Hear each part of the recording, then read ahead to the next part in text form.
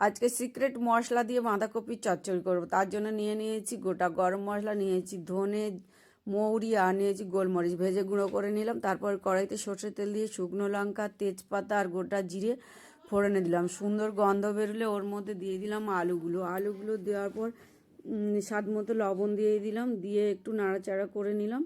নাড়াচাড়া করে নেওয়ার পর দিয়ে দিলাম একটা টমেটোটা কেটে দেওয়ার পর আবার একটু নাড়াচাড়া করে নিলাম, নিয়ে দিয়ে দিলাম হলুদ, লঙ্কা দিয়ে ভালো করে মাখিয়ে নিলাম। নেওয়ার পর দিয়ে দিলাম বাঁধাকপি কেটে ধুয়ে রাখা।